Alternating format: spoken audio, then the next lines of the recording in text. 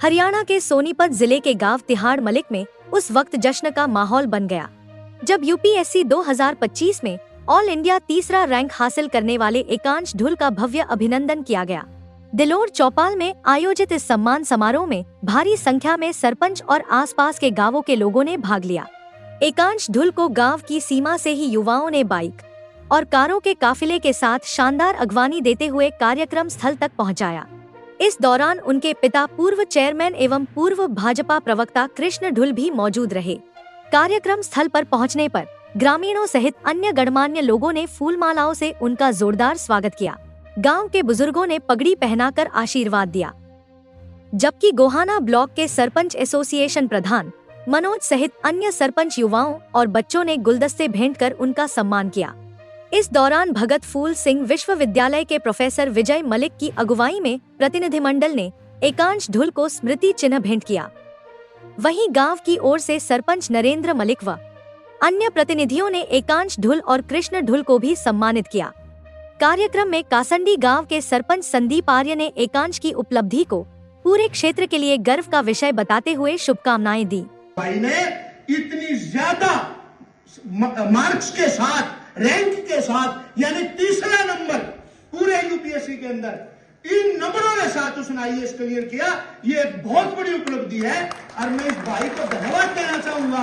और मेरे जो यहाँ पे युवा बच्चे बैठे हैं, मैं उन युवा बच्चों को भी बताना चाहूंगा कि इस भाई ने एक ऐसी मिसाल पेश की जो मिसाल कोई पेश नहीं कर सकता, कोई नहीं लेता ये रिस्क, और आज ये आईएएस भाई हमारे बीच में। अपने संबोधन में कृष्ण ढुल ने बेटे की सफलता पर गर्व जताते हुए कहा कि यह हर पिता के लिए सबसे बड़ा गर्व का पल होता है। पिता के लिए इससे खुशी की बात कुछ नहीं होती जब उसका बेटा अच्छे कर्म करके आगे बढ़ता है। बाप की तो उससे दिन चौड़ी छाती हो जाती है। तो एक पिता के तौर पर जो सम्मान एकांश ने दिया, लोग पहले उसने मेरा नाम तो जाने थे, अब भाई ढुल साहब का छोरा, कृष्ण ढुल का छोरा है, आईएएस की तैयारी करे। अब लोग मन में न्यू कहे अब यो कृष्ण ढुल है उस एकांश का बापू जो इंडिया में तीसरे नंबर पर है। एकांश का रिजल्ट आया। एकांश बिल्कुल सामान्य परिवार का जो अपना बालक है उसा एकांश बालक है। कोई न्यारा इस बिडाड़ का बालक नहीं जो न्यू का आखिर कती पढ़ाई में बेगन बैठा रखा है। जो अपने गांव का बालक होता है उससे हिसाब का पढ़ने का, लेकिन लगन सच्ची थी। जो संदीप ने बताया कि लगन सच्ची थी कि भाई पापा बढ़ूंगा ये से।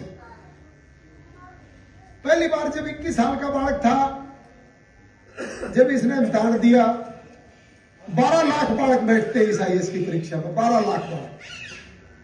उन 12 लाख बालकों में से 15,000 बालक जो है वो मेन इम्तिहान दिया करे, और उन 15,000 बालकों में से 3,000 बालक जो है वो इंटरव्यू देंगे, और 3,000 बालकों में से 950 बालक लगभग सेलेक्ट होते हैं। ये हर साल की आईएएस की परीक्षा है, हर साल। जो बच्चे ग्रेजुएशन कर रहे हैं, जो बच्चे थोड़ा सा ऊंचा लक्ष्य देखते हैं जिंदगी में आगे बढ़ने का, वो हर साल 12 लाख बालक इस परीक्षा में बैठे। पहली बार ये बैठा और इसका रैंक आया 342, सेलेक्ट हो गया। बड़ा अच्छा हुआ, खुशी हुई हमें भी, भाई चलो बालक पहले झटके में लेके और ट्रेनिंग पर चले गया। और इसने आईएएस आईपीएस नहीं मिल रहा, इसने तीसरी चॉइस ली अपनी Indian audit and account services IAAS, और जाके शिमला में ट्रेनिंग करने लग गया। फिर बढ़ता रहा। उन दिनों में मैं गोहाना में ही घूम रहा था गांव गांव, जब पिछले साल इसका परिणाम आया और इसका नंबर आया 290। 290 में सूद बैठ गया और आईपीएस में सिलेक्शन हो गया। पर प्रांत मिल रहा था वो मेघालय और मिजोरम तरफ का। मैंने इसको कहा कि भाई इतनी दूर तो जाने का कोई लाभ नहीं बेटा, एसपी बन जाएगा, गांव के समाज का काम नहीं आया तो कोई लाभ। जब नंबर आए, उन नंबरों में जो फर्क दिखा, पिछली बार जो इंडिया की नंबर 1 लड़की आई थी शक्ति रानी दुबे, उसके 840 नंबर थे, एकांश के 821 नंबर, 19 नंबर का फर्क था। उसके इंटरव्यू में लागे 215 नंबर, इसके इंटरव्यू में लागे 140 नंबर, वह आई पहले नंबर पे, यो आया 290 नंबर। इतना फर्क पड़ गया। नंबर देखे पाछे इसने कहा कि पापा कोई बात नहीं, अगली बार और अंगा लाऊंगा और न्यू प्रयास करूंगा कि 850 नंबर लेके आऊं, ताकि अगली बार अगर इंटरव्यू में भी मेरे 140 145 नंबर लाग जाए तो डीसी तक मैं बने जाऊं। मैंने कहा बेटा बहुत अच्छी बात है और मेहनत कर। और इस बार का जब नंबर आए तो इसने 864 नंबर लिए, और इंटरव्यू में नंबर लागे 193, और इसका नंबर आया तीसरा हिंदुस्तान में 12 लाख। और इसने वो कह के दिखाया, वो कर दिखाया जो इसने मेरे दी कहा। वहीं एकांश ढुल ने युवाओं को प्रेरित करते हुए कहा कि जो छात्र प्रतियोगी परीक्षाओं की तैयारी कर रहे हैं वे उनसे संपर्क करें ताकि वे उन्हें सही दिशा दिखा सकें। मेरे युवा पीढ़ी है जिसके कंधे पर इस देश की नींव टिकी हुई है। मैं चाहूंगा कि इस गांव में, आसपास के गांव में कोई भी बच्चे जो कोई तैयारी कर रहे हो, वो आप सब मुझे उनके संपर्क में लाएं। मेरे भाई बहन इसलिए पीछे ना रहे किसी भी कॉम्पिटिटिव एग्जाम में कि उनको गाइडेंस नहीं मिली। मेहनत बड़ी निजी चीज होती है, वो सबको अपनी अपनी करनी होती है, पर उसके बाद जो भी संसाधन चाहिए, कोई नोट्स चाहिए, कोचिंग चाहिए, गाइडेंस चाहिए, वो सब हम अपने भाई बहन को उपलब्ध करा पाए ताकि वो हर कॉम्पिटिटिव एग्जाम में अपना परचम लहरा पाए। और इस एग्जाम में भी, IAS वाले एग्जाम में मैं तीसरे नंबर पे आया हूं। आने वाले समय में चाहूंगा दूसरी और पहला जो रैंक है वो खाली है, वो यहाँ के कोई बच्चे बहन भाई आए। जगत महान न्यूज से बातचीत में एकांश ढुल ने बताया कि करीब 6.5 साल की कड़ी मेहनत के बाद उन्होंने यह मुकाम हासिल किया है। उन्होंने कहा कि भविष्य में वे अंतिम व्यक्ति तक सरकारी योजनाओं का लाभ पहुंचाने के लिए काम करेंगे। स्वाभाविक तौर पर ऐसी सफलता पर मैं बहुत खुश हूँ और मैं धन्यवाद देना चाहता हूँ आसपास मेरे माता पिता, मेरे दोस्त, मेरे टीचर्स जिन्होंने मुझे इस काबिल बनाया कि मेरा ये रैंक आ पाया। किस तरीके से आपने तैयारी की जो इतना शानदार रैंक आपने प्राप्त किया? मेरी तैयारी करीब 6-6.5 वर्ष की रही, जिसमें मैंने ये एग्ज़ाम 4 बार दिया और 3 बार मैं सफल हुआ। मेरी तैयारी के 2 स्तंभ अनुशासन और आत्मचिंतन था। मैंने अपनी गलतियों से सीखा। बार बार मेरे नंबर जब शुरू में कम आते थे तो मैं देखता था कि मैं कहाँ इम्प्रूव कर सकता हूँ और वो सोच लेकर मैं आगे बढ़ा। जी, लेकिन आज आप युवाओं को क्या संदेश देना चाहेंगे, वो भी किस तरीके से तैयारी करें ताकि वो भी इस तरह का रैंक प्राप्त कर सकें? मैं युवाओं को संदेश देना चाहूँगा कि वो आत्मचिंतन करें और निरंतरता सीखें। इस एग्ज़ाम में या किसी भी एग्ज़ाम में रोज़ 15 घंटे पढ़ने से कहीं ज़्यादा महत्वपूर्ण ये है कि आप 6-8 घंटे पढ़ें, पर लगातार 1, 2, 3, 4 साल पढ़ें। तो अगर वो कंसिस्टेंसी अपने अंदर ले आए तो आज नहीं तो कल वो हर चुनौती पार कर सकते हैं। देश का अहम पद आपको मिलने वाला है प्रशासनिक रूप से, तो आपको मौका मिलने पर आप सबसे पहले क्या देश में बदलाव लाना चाहेंगे?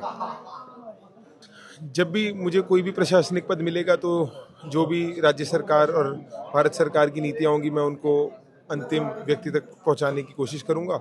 और जब बाद में मुझे ऐसा मौका मिलेगा कि मैं नीतियाँ बना पाऊं तो मैं शहरी विकास के लिए, शिक्षा के लिए, स्पोर्ट्स के लिए जो भी मेरा बल पड़े वो करना चाहूँगा। वहीं कृष्ण ढुल ने कहा कि उन्हें अपने बेटे पर गर्व है और उन्होंने एकांश को जनता की सेवा के लिए समर्पित रहने की सीख दी है। एकांश की उपलब्धि को मैं ये मानता हूँ कि उसने जो इतिहास रचा है वो अपने आप में एक पिता के लिए सम्मान की बात है, हरियाणा प्रदेश के लिए सम्मान की बात है, पूरे जिलों के लिए, पूरे हरियाणा के लिए गौरव की बात है। जी, कैसा लगा जब मुख्यमंत्री और बड़े बड़े नेताओं ने आपको उस पल पर याद किया और शुभकामनाएं दी और देश के लिए काम करने के लिए भी कहा? निश्चित तौर पर एक पिता को तो अच्छा लगता है कि जब प्रदेश के मुख्यमंत्री, देश के प्रधानमंत्री ट्वीट करते हैं, राष्ट्रपति जी के यहाँ से ट्वीट आता है, DOPT डिपार्टमेंट से ट्वीट आता है, तो अलग अलग नेताओं के, प्रांत के नेताओं के फ़ोन आते हैं, मुख्यमंत्री, पूर्व मुख्यमंत्री, अलग अलग लोग, सभी ने बधाई दी। और ये मेरा नहीं, मैंने कहा ये गौरव के क्षण थे पूरे हरियाणा वासियों के लिए भी कि लगातार एक संघर्ष में उस बच्चे के संघर्ष को अंजाम मिला और उसने वो गौरव के क्षण सबके लिए हासिल किया। लेकिन जिस प्रकार से आप नशे के खिलाफ लड़ाई लड़ते रहे हैं और दूसरे कार्यों को करते रहे हैं, अब आपका बेटा और क्षेत्र का कहें या आप हरियाणा का बेटा कहें, ये जो है इतनी बड़ी उपलब्धि मिली है, तो आप क्या चाहेंगे किस तरह के क्षेत्र में काम करना चाहिए इसको, और जिस तरह से प्रदेश में देश में बुराइयों से छुटकारा मिल सके? हरियाणा एक ऐसा प्रांत है कि जहाँ जागरूक लोग रहते हैं, और मैंने इसको ये बताया कि सामाजिक ताना बाना इस प्रकार का मजबूत है हरियाणा में कि अगर आप लोगों को, समाज को साथ लेकर के चलोगे तो आपके लिए बहुत बड़ी उपलब्धि है। और हरियाणा के लोग जो हैं वो दिल से प्यार करने वाले लोग हैं। और मैंने कहा तेरे पास तो अगले 35 वर्ष तक हरियाणा के लोगों की सेवा करने का मौका है।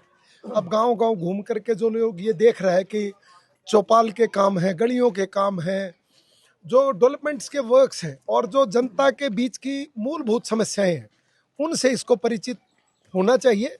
और मुझे लगता है कि तभी ये पूरे प्रांत का विकास कर पाएगा। इस अवसर पर बड़ी संख्या में सरपंच, जनप्रतिनिधि और ग्रामीण मौजूद रहे।